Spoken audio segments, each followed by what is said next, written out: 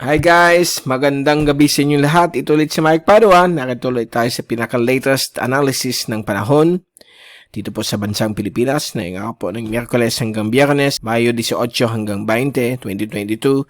At ito po ang Tagalog version, brought to you by Typhoon 2000. At napapansin natin, halos dumadami na po ang mga ulan sa buong bahagi po ng ating bansa. Ngayon sinabi ko, nasa La Nina phenomenon climate pa rin tayo at 90 to 80% ang lakas mo nito, although at medium levels itong La Nina, kaya medyo napapaaga po na yun ang pagdating ng mga thunderstorms at posibleng anytime, any moment, baka na yung linggo o next week, mag-announce po ang pag-asa ng start na po ng wet season, lalo po sa may western sections of Luzon, Pangasinan, Ilocos Region, okay, Central Luzon, Metro Manila, at ibang parte po ng Luzon, Mimaropa. So, tabayan na natin ang latest. Sila mag-announce po niyan. Pag panahon ng La Nina kasi, minsan napapaaga po yan dahil mas marami po ang ulan kaysa normal. Kasi usually, mga first week of June yan nag-announce. But dahil po, for the past few days, nandiyan na po ang mga ulan na malalakas, mga thunderstorms sa hapon o gabi. But umaga, okay naman po. But sa hapon o gabi, yan po. Mga malalakas na thunderstorms, magkakos po ng mga pagbabaha sa mga low-lying areas. Risk of landslides ay naasahan rin po dito. So, ito po yung ating graph sat. So, kitang-kita po natin dito itong frontal system na hindi kumikilos sa nakalipas sa 3 araw. Patuloy pa rin ito nagdadrag o nag-enhance ng southwesterly at southerly winds. At dito naman po sa may Pacific ay galing sa southeast which converge over Luzon mainland and produces this itong mga malalakas na thunderstorms. So nagka-create po ito ng mga thunderstorms lalo sa hapon o gabi. So halos for the past 3 days, for the past 5 days may mga hapon-hapon na ulan po dito. Kasama rin po ang Kabikulan but mostly dito po ang malalakas na thunderstorms. Ganyan din po sa ibang portions po ng Visayas, Mimaropa at Mindanao. At mag-ingat lang po sa mga pagbabaha. Dahil po, pag umabot po ng more than 50 millimeters hanggang 100 millimeters ang ulan sa loob ng isang oras, ay magkukos po ng mga flooding sa mga low-lying areas at sa mga flood-prone risk areas. Ngayon din po sa mga naninirahan po sa mga hazard-prone areas sa landslides. So, mag-ingat lang po tayong lahat. Wala po tayong namamataan na low pressure area sa loob ng 5 araw, base po sa mga computer models, wala rin pong mga bagyo. So, ito naman pong frontal system. Okay. Area po ito ng pagsalubong ng mainit at malamig. Dito po yung galing mainit, papunta po yung pagganito. At dito naman po yung medyo malamig na pababa. Ay, sorry. Okay, paganyan yan. So, siyempre, pag nag-meet dyan, mag-meet up, mag-create po yung mga thunderstorms. So, dito rin na-affecto na po ang Luzon, lalo sa hapon o gabi. So, ito po yung fast animation. So, makikita po ninyo itong frontal system. Nandiyan pa rin po siya, stationary. So, this is the culprit.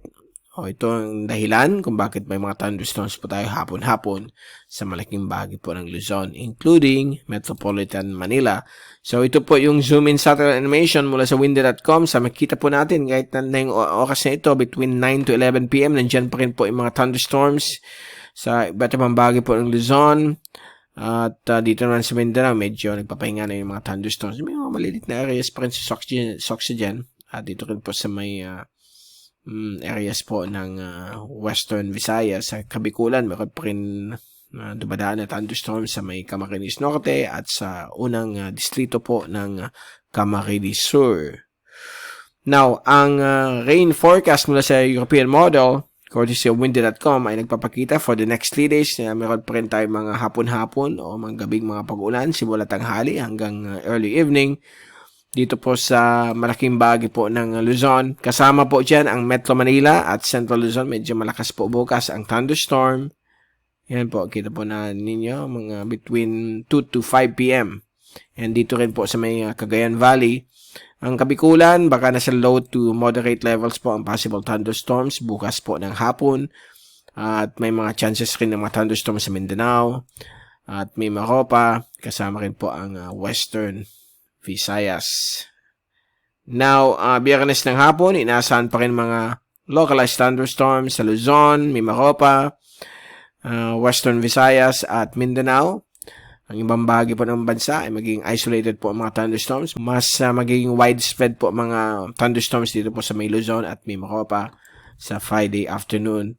Pagdating ng Sabado ng hapon, inaasahan pa rin mga thunderstorms at medyo kumakalat na po sa iba't ibang bahagi po ng ating bansa tulad po ng Palawan, the whole of Mindanao, whole of Visayas, Bicol region. Pero mas malalakas po sa Central at Southern Luzon. So, magdala po kayo ng mga payong, mag-ingat po sa mga pagbabaha at mga pagguho ng lupa kapag medyo po malakas yung mga thunderstorms o severe thunderstorms na dumadaan po sa mga lugar ninyo. So, yan po ang mga situation sa ulan sa susunod na 3 araw dahil po nandyan pa rin yung stationary front dito po sa may bahagi po ng dulong Hilagang Luzon, halos hindi kumikilos na nag-entrain or nag-push nitong mga southerly at southwesterly moisture dito po sa Luzon lalo na sa hapon o gabi. So, ang forecast sa 3 araw na ulan hanggang Sabado, nagpapakita na lahat ng mga thunderstorms ay nakafocus po sa Luzon, particularly po sa may Central Luzon at Metro Manila, Calabarzon, Cagayan Valley, and Ilocos Region.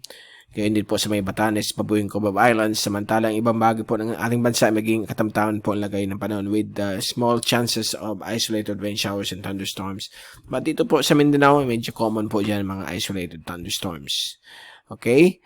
And ito naman po yung wind forecast for the next 3 days. So, bukas po ng hapon, Thursday, inaasahan po ang hangin mula sa timog silangan at silangan sa may silangan bahagi po ng ating bansa at galing naman po sa timog sa may kanluran bahagi ng Luzon.